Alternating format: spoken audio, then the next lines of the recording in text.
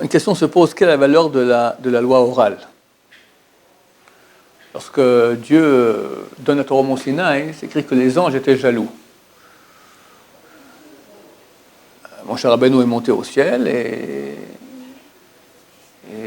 les anges n'ont pas voulu qu'ils prennent la Torah. Alors Dieu lui a dit, donne-leur une réponse.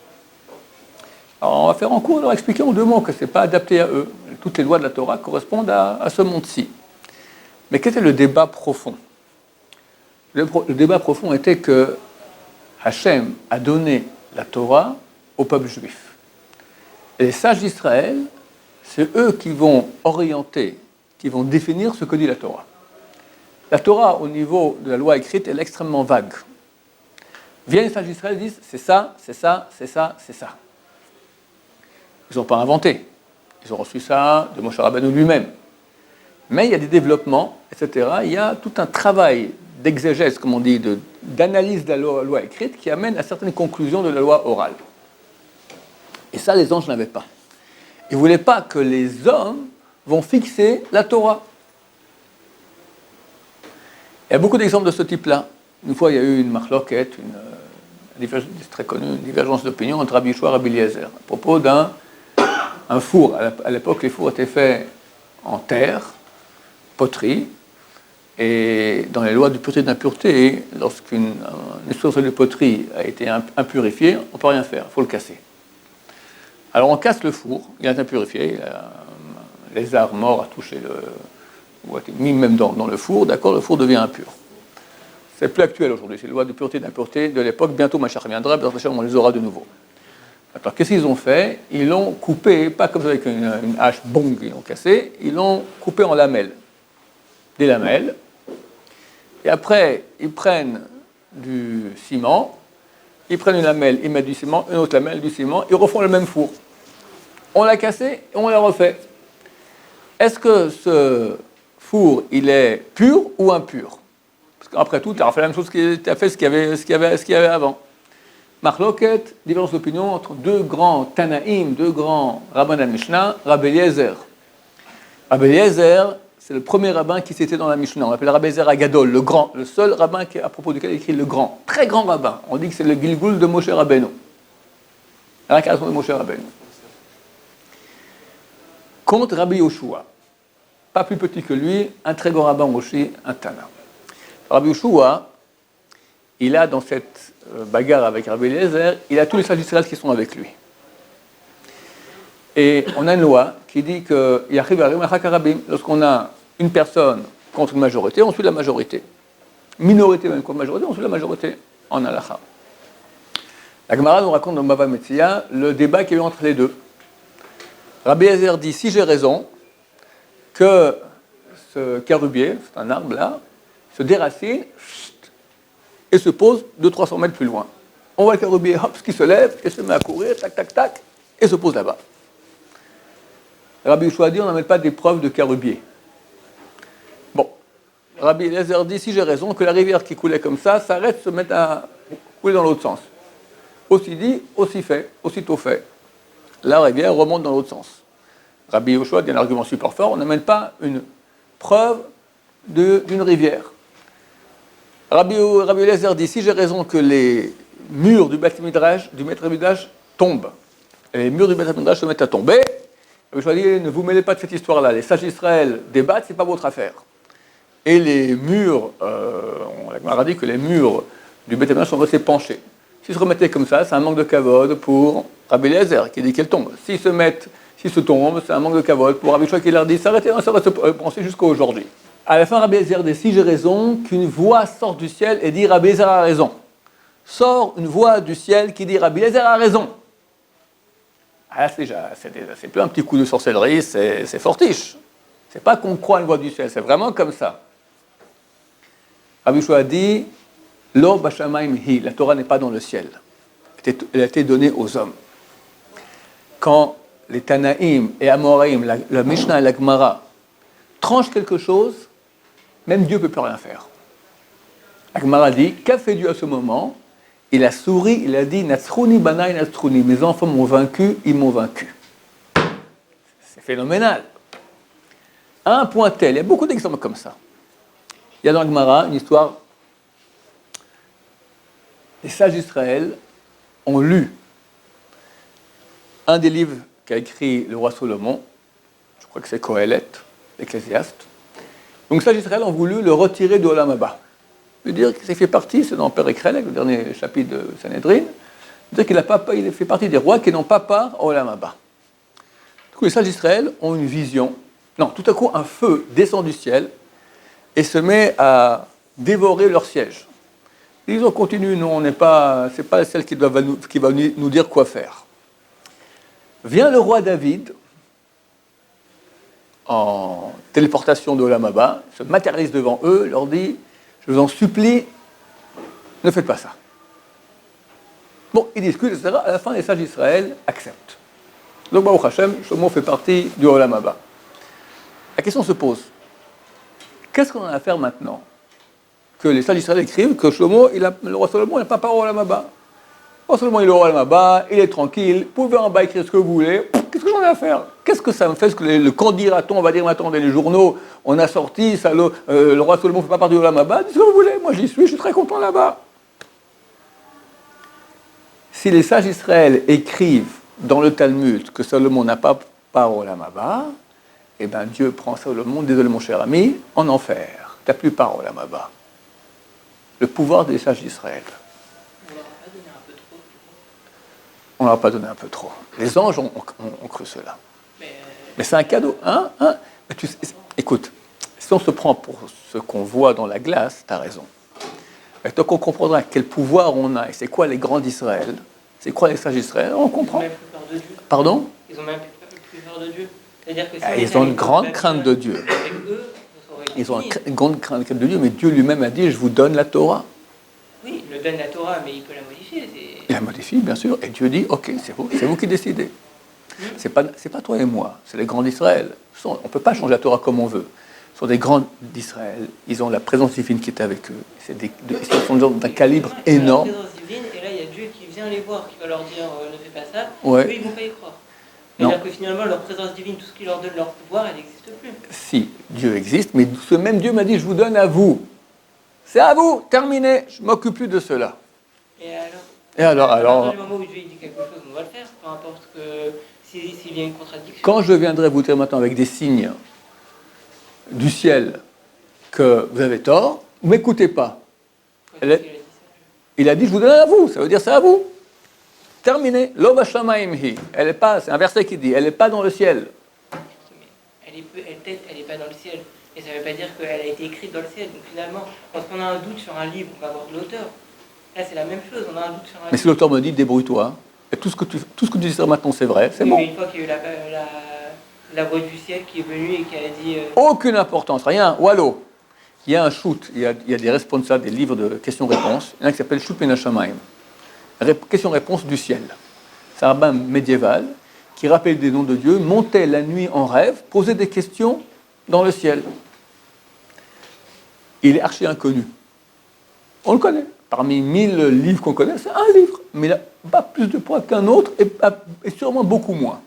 C'est un livre qui dit comme ça, ok, c'est pas, on n'est pas... Ils ont dit, et alors, c'est pas le ciel qui fixe. Les anges sont là jaloux, c'est pourquoi. Si encore un pouvoir dans le ciel, alors on n'est pas jaloux. Ils sont jaloux parce que ça a été donné dans la main des hommes. Attends, c'est pas le plombier du coin ou le légumier du coin, c'est les sages d'Israël. C'est énorme le pouvoir qu'ils ont. Énorme. Maintenant, on parle il y a 2000 ans.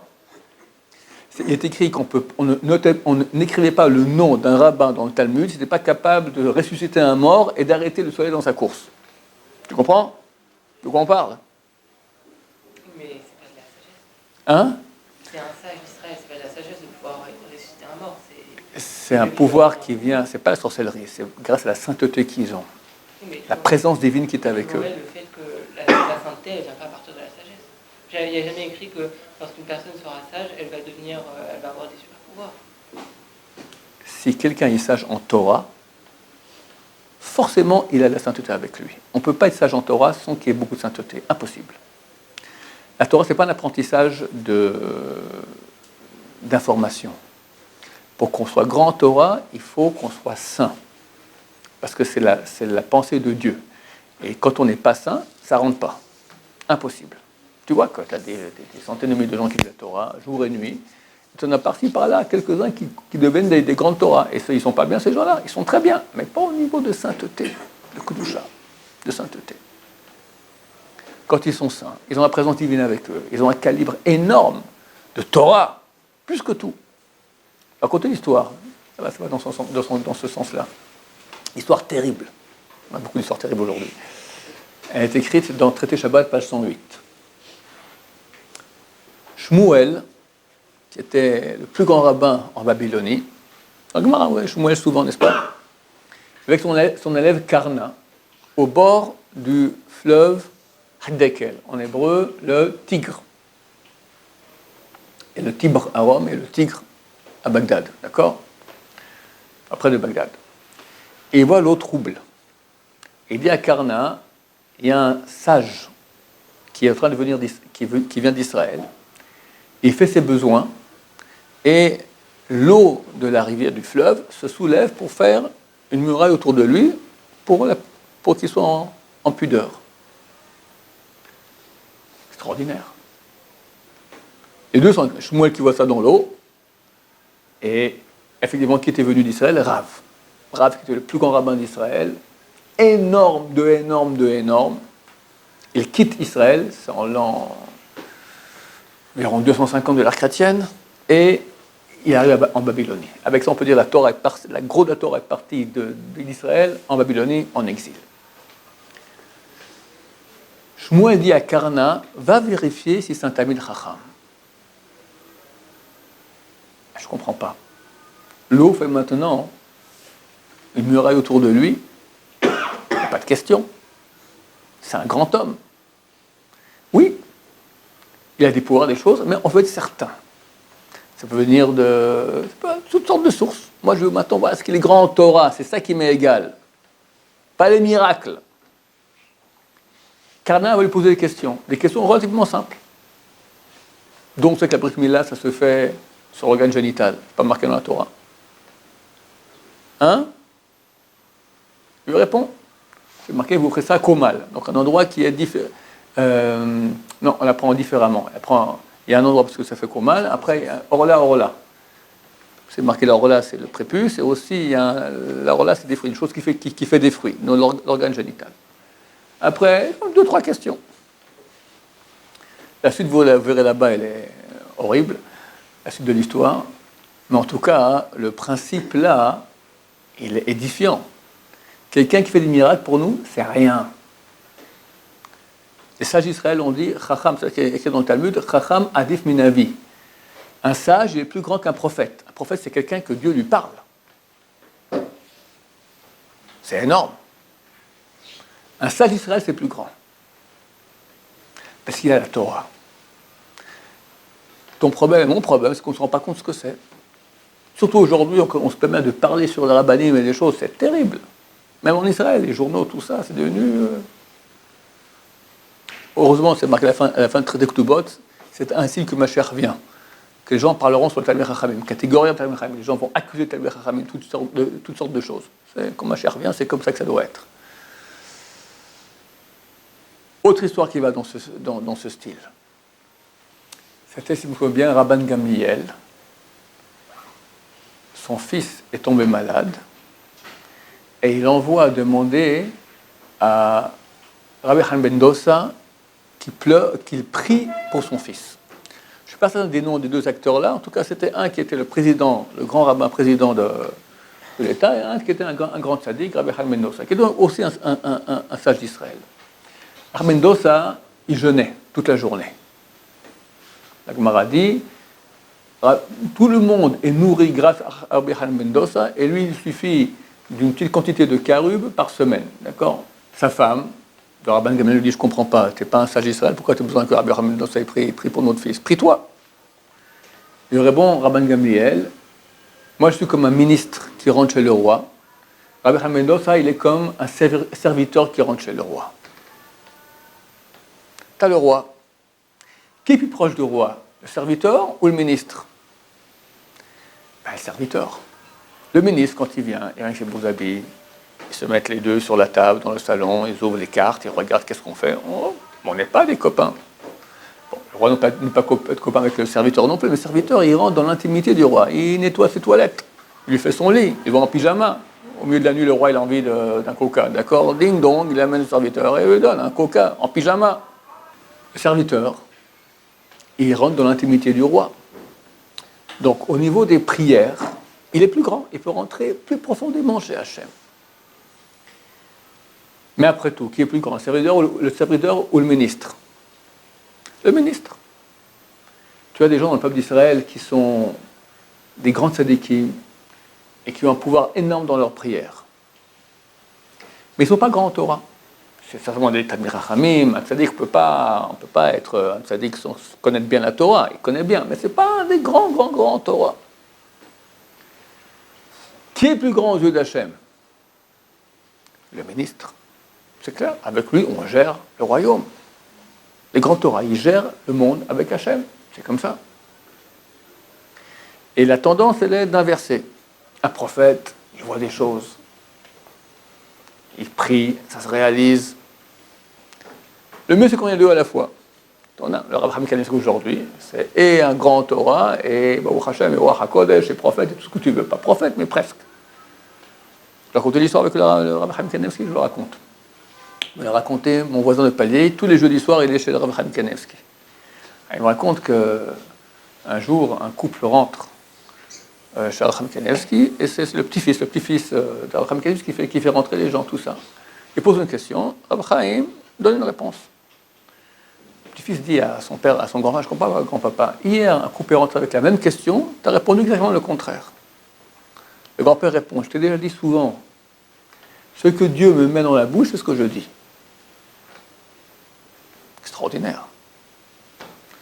Donc, ça, c'est des grandes Torah qui sont le Rabbi Tzemach Shaul, la même chose. C'était énorme en Torah, et aussi, il avait toutes sortes de pouvoirs, Ruach HaKodesh, etc., et changer des choses, pouvoir de prière absolument colossal. Donc ça, c'est le top si on a. Mais si on a maintenant les deux, tu as un Mekoubal, un Tzadik, un tout ça fait des prières, et tu as maintenant un grand en Torah, alors quand tu as besoin maintenant d'une bracha, va prendre chez le Mekoubal, il n'y a aucun problème, parce qu'il a un pouvoir de prière. Mais en tant qu'homme qui dirige la nation, en tant qu'homme grand, aimé d'Hachem, il n'y a pas plus grand qu'un Talmid Chacham. Quelqu'un qui connaît la Torah. C'est ça.